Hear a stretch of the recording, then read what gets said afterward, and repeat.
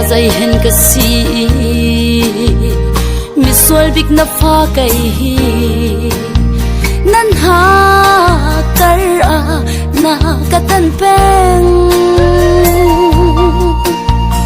zut la pha dam lo chan le lung ra thai ka ton chana ka cha dam na si boy na si valai api van ka zawa asang to do tu ham in ka chap to ne do to plak lo do tu le zon rot plak lo zon rot tu mi sual kai cha hoi cha Giêsu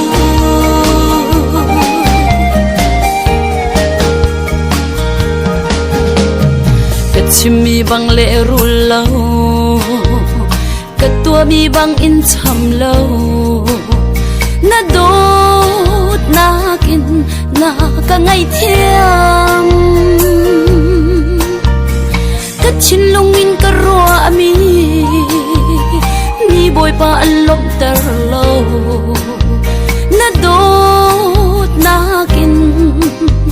na ka ngai thiam valai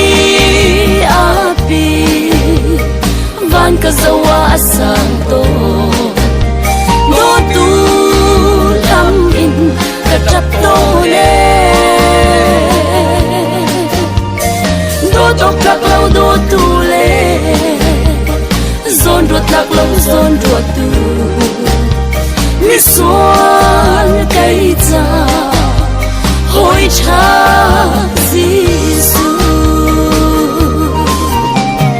nu ni nu chit chia mi le pa ni ngai thiam kho lo mi a ka do tu ka boy Giêsu ni sual ka chin lung thor nom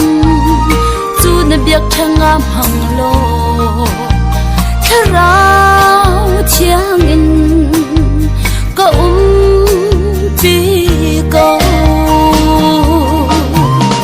valai api van ka zawa asang ton do tu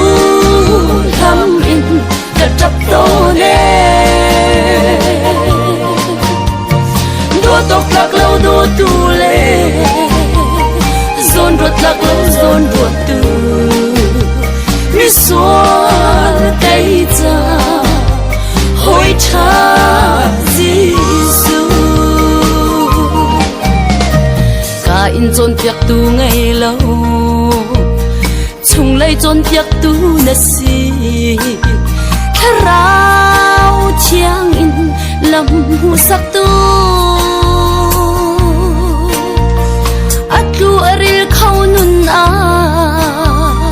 affect mi tharau chiang in